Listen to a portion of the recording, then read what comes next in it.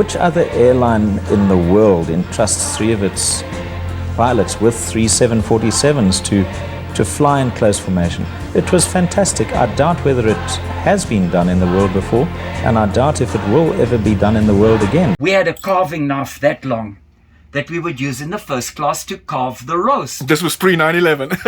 Between 86 and 92, during those scary years, I would have my knife in this drawer, just in case I needed it. Hey, if there was a hijacker at this door, I'm pretty sure I would have used it. And it's Afrikaans still written like Mark Sitplak Gordel vas. Daar say, she was my baby. I worked her through the 80s and the 90s.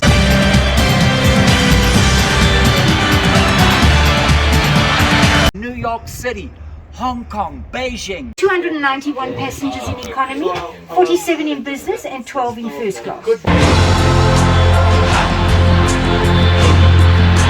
Al die skinder gaan uitkom. Hello everyone and welcome back to coolcapetravel.com for fun and informative travel videos where the story of South Africa is unfolding. I am sitting in the first class cabin of Lebombo, the very first Boeing 747 to enter service at South African Airways in 1971. Yes everyone, this magnificent quad jet ushered in the jumbo jet age in South Africa and kick-started a mass tourism boom. This gorgeous Boeing 747-200 was the largest and most advanced aircraft in the world, and South African Airways got 5 of them. They were going to put South Africa and SAA on the map. Not only was it the first of its kind in Africa, but also one of the first in the world, as South African Airways was one of the launch customers. This aircraft is inextricably linked to South African history, as it started life as the heavy metal poster boy of the Apartheid regime and ended up playing a starring role in one of the most magnificent days in South African history that changed the course of this country forever.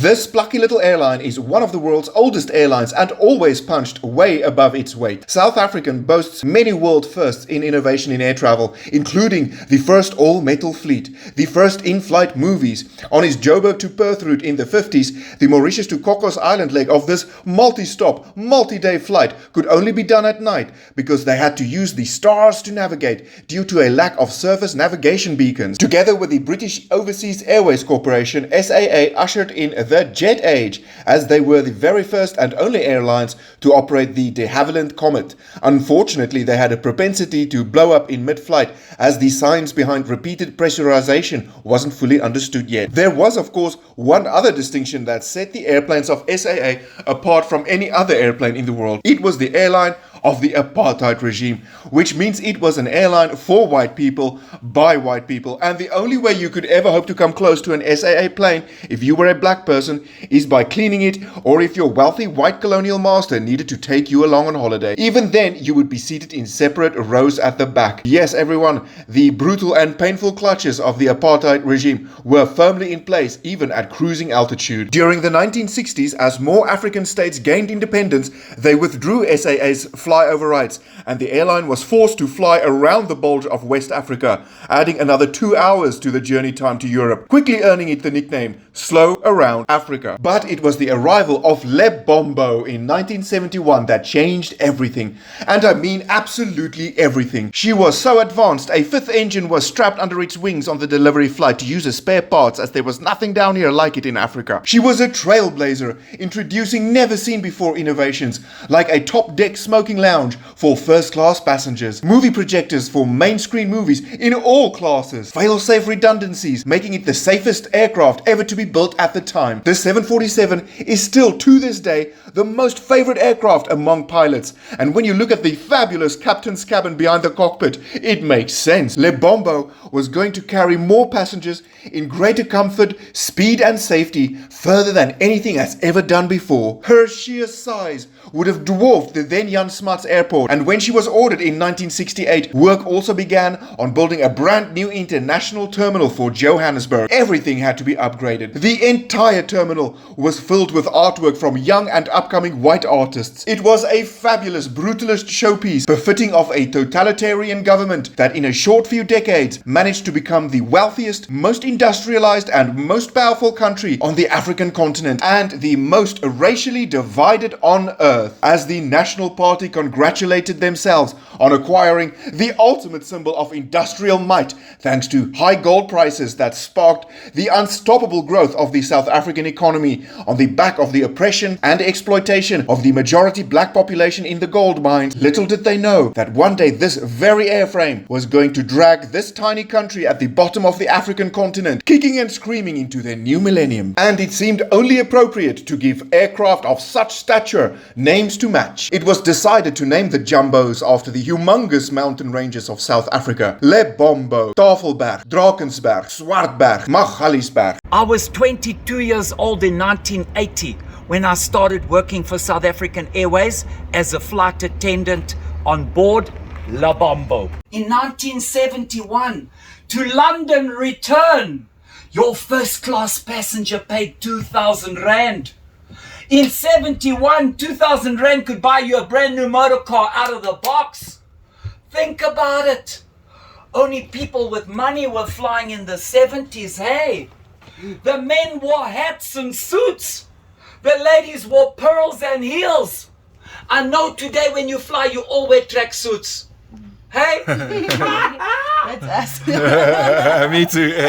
Toilets are far away from the galleys. Yes. You know, which is nice. People aren't standing in your way when you're working with food. Whereas on the Airbus now, we have our toilets are right in our galley. 5-course dinner. After dinner, upstairs to the smoker's bar, where they could sit and smoke and have a cocktail. These Lonnies here were also drinking too much up there and coming down your head first. Doesn't matter where you were sitting, you got the same food, but it was served differently. The skinniest air hostess would wheel that trolley out, and the passengers would see this glowing ice castle. We also had menus in economy class. President Nelson Mandela there in the front row. I've had Cliff Richard. Dr. Chris Barnard. If I write a book, he'll be in my book because he was a real naughty man, chasing the girls up and down the stairs. Pavarotti. Okay. Very great for me. He was amazing. In this cabin. In this cabin. Saul Kersner and Annelien Kriel right here. He was so drunk and she was swearing at him.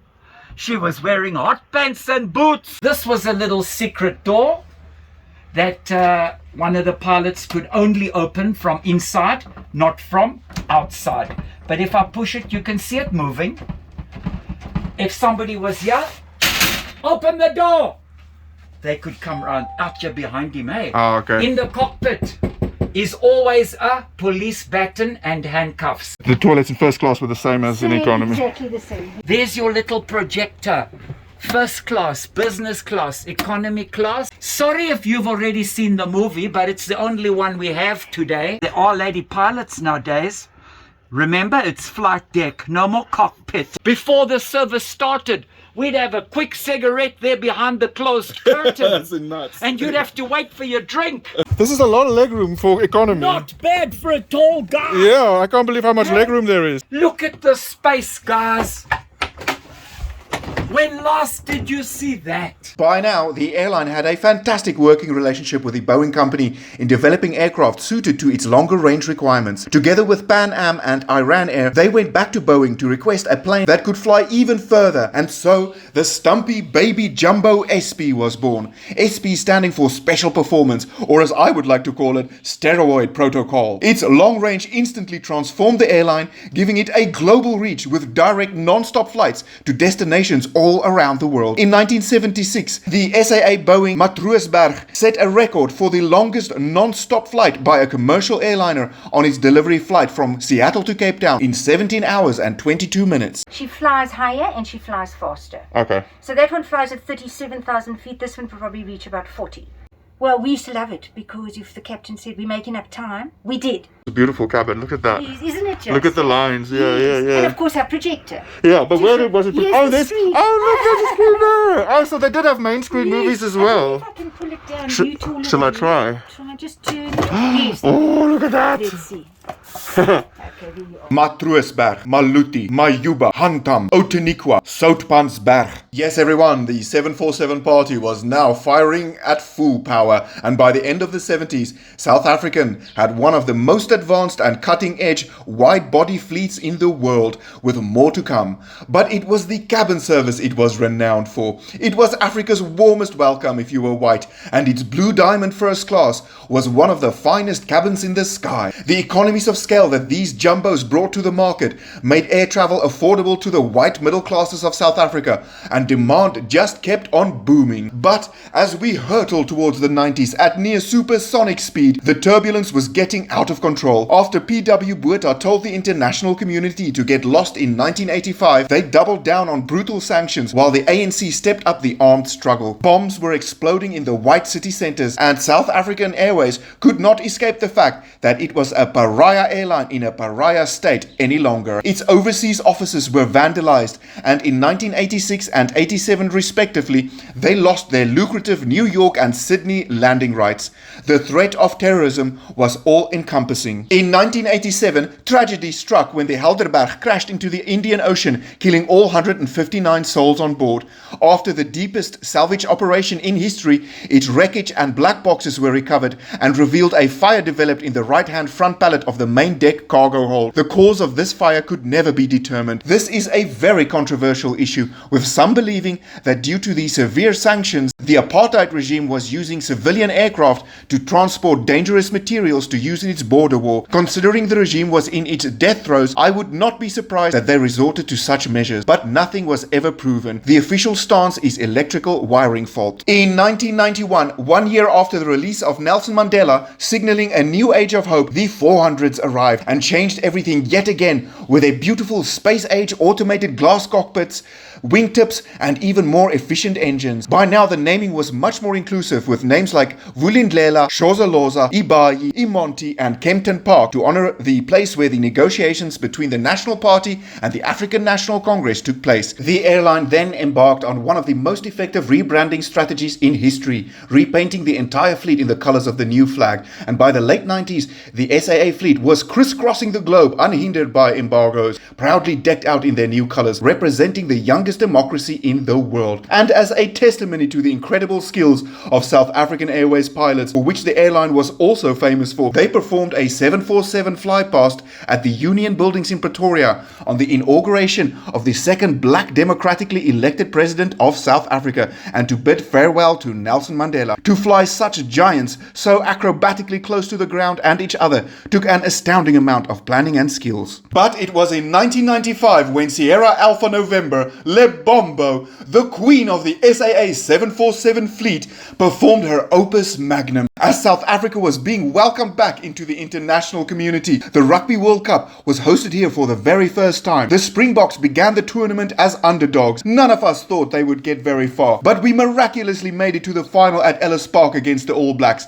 The entire country was at the edge of its seat. Even though we peacefully made it through the first democratic elections, there was still a frightening amount of uncertainty lingering. When Nelson Mandela made his appearance before the match, wearing a Springbok jersey, which was one of the many symbols of the apartheid era, it was the single most effective and powerful gestures of forgiveness, reconciliation, and nation building probably in the history of mankind. The whole country breathed out a sigh of relief. It would seem that a peaceful future was indeed on the horizon. In a stunning marketing coup, Lebombo appeared out of the blue just before kickoff with the message "Good luck Bokke" painted on her underbelly.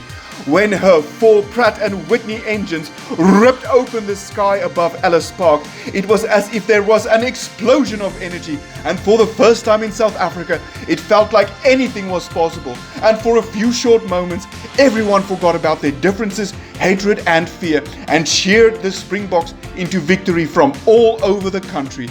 A new South Africa was now truly emerging, and Lebombo was leading the way. I was lucky enough to do the 747 flight past at the Rugby World Cup in 1995, and that was probably one of the highlights of my aviation career. All I need is a miracle. All I need is you. All I need is a miracle. All I need is you. All I need, all I need, all I need is a miracle. All I need is a miracle.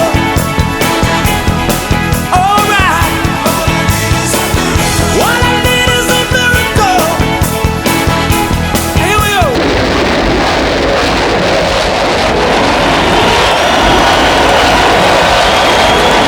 Brace for go around.